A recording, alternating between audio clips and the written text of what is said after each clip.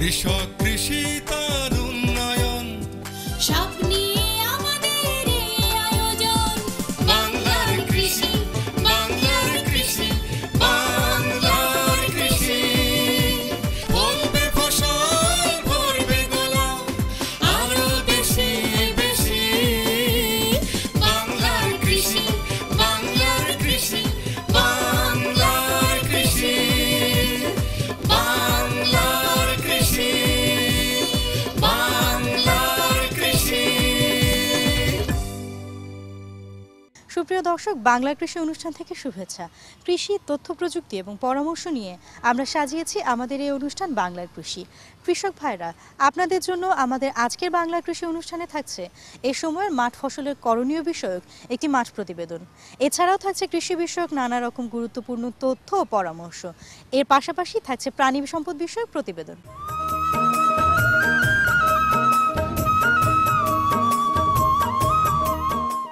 ফাল্গুন মাসের মাঝামাঝি থেকে চৈত্রের শেষ পর্যন্ত পাটের বীজ বপনের উপযুক্ত সময়। পাটের ভালো জাতগুলো হচ্ছে ও 9897, ওম 1, বিজেসি 7370, সিবিএল 1, এইচসি 95, এইচএস 24। সাধারণত দুই ধরনের পাট চাষ হয়, দেশি পাট এবং তোষা জাতের পাট। দেশি পাটের চাষটা আমরা একটু তুলনামূলকভাবে নিচু জমি, মানে মধ্যম নিচু জমিতে এটা চাষ করি, এবং এটা হলো চৈত্র মাসের প্রথম থেকেই শুরু হয়।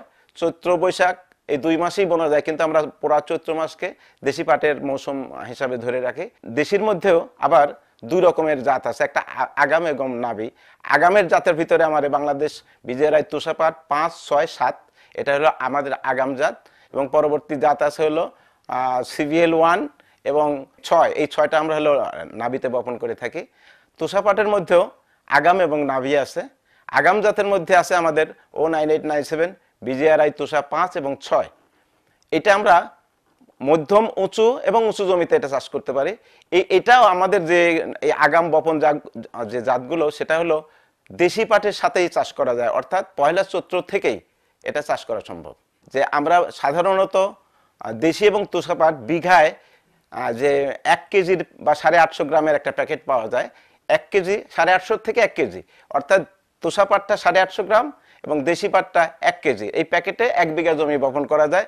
এবং আমাদের একমাত্র বীজ পাওয়ার জায়গা বাংলাদেশ কৃষি উন্নয়ন কর্পোরেশন এবং তাদের ডিলারগুলো আছে, সেখানে এইগুলো আমরা পেতে পারি।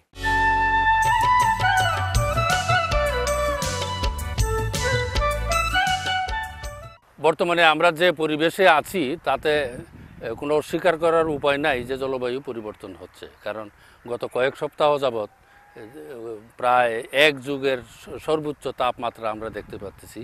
সুতরাং এই পরিবর্তিত জলবায়ুতে আমাদেরকে ফসল চাষ করতে হলে অবশ্যই ফসলের জাত, পরিচর্যা ইত্যাদি বিষয়ে আমাদেরকে জলবায়ু পরিবর্তনের সাথে অ্যাডজাস্ট করে নিতে হবে।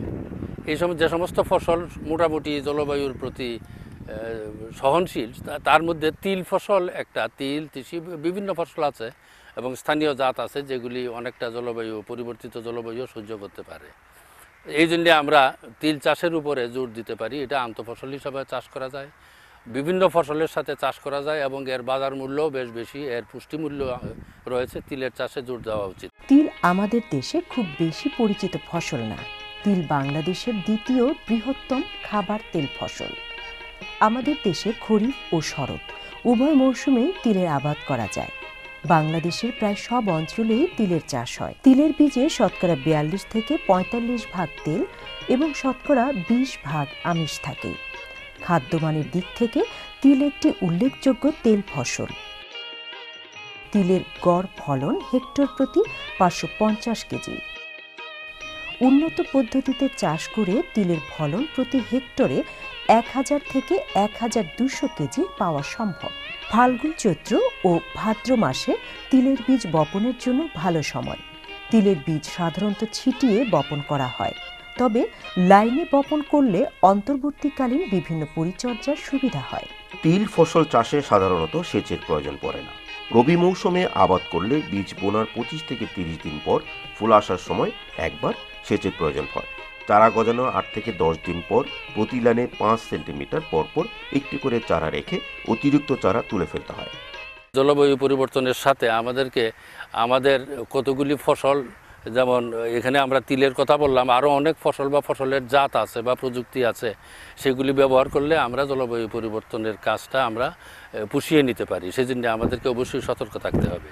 আর এই সমস্ত ফসলে শুধু তিল না, মুগ ডাল, মাসকলাই, অন্যান্য ডালে সরাসরি সম্পূর্ণ নাইট্রোজেন সার ইউরিয়া না দিয়া যদি আমরা 2% ড্যাপ সার স্প্রে করে দিতাম, তাহলে ফলন আরও বেশি পাইতাম। আরেকটা হলো জমি চাষ করার আগে যদি আমরা সর্বনিম্ন পরিমাণ হইলেও হেক্টরে 3-4 টন গোবর বা জৈব সার দিতে পারতাম, তাহলে আমরা এই জলবায়ুর যে সহনশীল ক্ষমতা এই সমস্ত ফসলের আরও অনেক বেড়ে যেত। আমরা আশা করি এইভাবে যদি আমরা চাষাবাদ করি তাহলে ফসল চাষে আমরা সফল হতে পারবো। বাংলার কৃষি, বাংলার কৃষি, বাংলার কৃষি। প্রিয় দর্শক, দেখছেন প্রতিদিনের কৃষি বিষয়ক অনুষ্ঠান বাংলার কৃষি। এই সময়ের করণীয় সম্পর্কে আপনাদের জানাতে আমাদের এই প্রতিদিনের কৃষি বিষয়ক অনুষ্ঠান বাংলার কৃষি।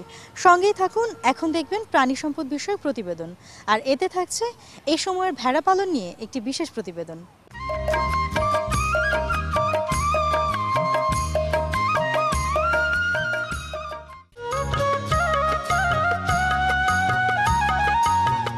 বাংলাদেশে বিভিন্ন এলাকায় ভেড়া পালন করতে দেখা যায়।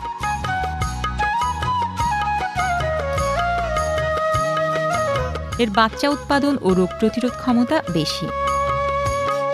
কম সামর্থ্যের লোকেরাও সমাজ ভিত্তিকভাবে ভেড়া পালন করতে পারে। বাংলাদেশের অনেক এলাকাতেই সমাজ ভিত্তিকভাবে ভেড়া পালন করে মানুষ স্বাবলম্বী হচ্ছে।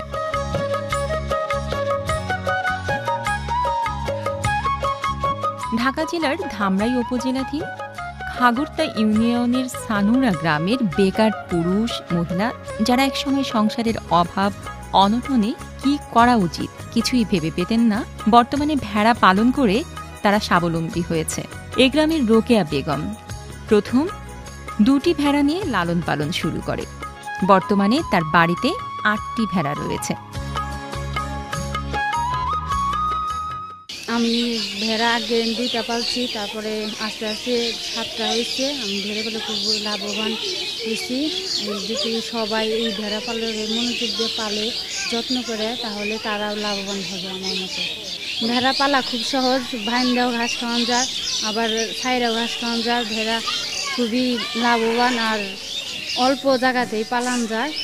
ভেড়া আমাদের সংসারে আয়ের জন্য, অভাব অনটনের জন্য বিক্রি করে অনেক লাভবান হয়েছি। ভেড়া অল্প যত্নতে, অল্প খাদ্যতে ভেড়া পালা উপযোগী। প্রতিনিয়ত উপযুক্ত ভেড়া ও উল বিক্রি করে সে যথেষ্ট উপার্জন করছে। এই উপার্জন দিয়ে সে বেশ কিছু আবাদি জমি ক্রয় করেছে এবং বসতি বাড়ির উন্নয়ন করেছে।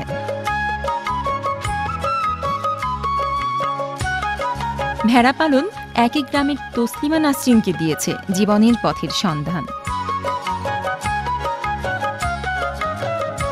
এনে দিয়েছে সংসারে সচ্ছলতা। সে এখন স্বপ্ন দেখে ভেড়ার সংখ্যা বৃদ্ধি করবে। সে ভেড়ার উন্নত জাত পাওয়ার জন্য চেষ্টা চালিয়ে যাচ্ছে। আমি ভেড়া চাষে খুব লাভবান। একটা ছিল আমার প্রথমে, এখন আমার অনেকগুলো ভেড়া আছে। আমাদের এইটা প্রাণী সম্পদ অফিস থেকে আমাদের ট্রেনিং করাইছে। আমরা প্রথমে 5 দিন ট্রেনিং করছি, তারপর 2 দিন ট্রেনিং করছি। ওনারা আমাদের শিখিয়ে দিয়েছেন যে কিভাবে এগুলো পরিষ্কার রাখতে হয়, কি খাবার দিতে হয়, তারপরে কিভাবে পরিষ্কার রাখলে, তারপরে অসুখ বিসুখ হলে কি করতে হয়, এগুলো সব শিখিয়ে দিছে। এটা অনেক লাভবান জিনিস। এটা অল্প খরচে অনেক বেশি লাভবান হওয়া যায়। এলাকায় তার সাফল্যে অনেকেই অনুপ্রাণিত হয়েছে। ভেড়া পালনের জন্য তাকে এখন অনেকেই অনুসরণ করতে আগ্রহী হয়ে উঠেছে। আমরা আশা করি ধামরাই উপজেলার সানুরা গ্রামের মতো দেশের ঘরে ঘরে সমাজভিত্তিক ভেড়া পালনের উদ্যোগ জোরালো হবে। উপকৃত হবে উদ্যোগী মানুষ, লাভবান হবে দেশ ও জাতি। সমাজভিত্তিক ও বাণিজ্যিক খামারে দেশি ভেড়া উন্নয়ন প্রকল্প থেকে আমরা প্রান্তিক পর্যায়ে যারা ভেড়ার ক্ষুদ্র খামারি এবং মাঝারি খামারি তাদেরকে আমরা সারা দেশব্যাপী এই ভেড়া পালন বিষয়ে প্রশিক্ষণের আওতায় আনা হয়েছে। বাংলাদেশের অধিকাংশ উপজেলার যে গ্রামগুলো আছে সেখানে মধ্যবিত্ত এবং নিম্নবিত্ত পরিবারের লোকজনই এই ভেড়া পালনের বিষয়ে বেশি আগ্রহী। বর্তমানে সারা বাংলাদেশে মোট প্রায় 32 লক্ষ ভেড়া আছে। আমাদের এই প্রকল্পের উদ্দেশ্য হচ্ছে যে গ্রামীণ জনগোষ্ঠী, বিশেষ করে আমরা দেখেছি যে মহিলারাই আমাদের দেশে বেশি ভেড়া পালন করে।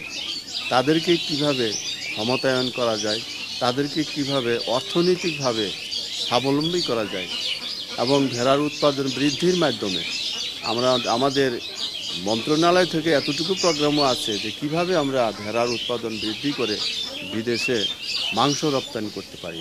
সেই লক্ষ্যেই এই অধিদপ্তরের আওতায় এবং এই প্রকল্পের আওতায় আমরা সারা বাংলাদেশব্যাপী ভেড়া উন্নয়ন প্রকল্পে থেকে আমরা প্রশিক্ষণ কার্যক্রম চালাইতেছি।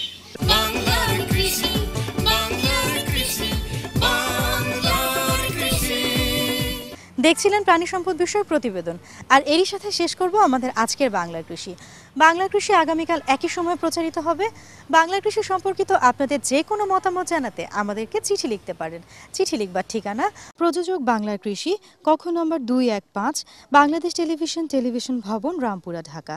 আমাদেরকে ইমেল করতে পারেন banglarkrishi@ais.gov.bd-তে। ফেসবুকে লগ ইন করতে পারেন বাংলার কৃষি। আপনারা চাইলে ইউটিউবের মাধ্যমে আমাদের বাংলার কৃষি অনুষ্ঠানটি দেখতে পারেন। কৃষক ভাইরা, আজ এই পর্যন্তই। সবাই সুস্থ থাকুন, ভালো থাকুন, এই প্রত্যাশায় আল্লাহ হাফিজ।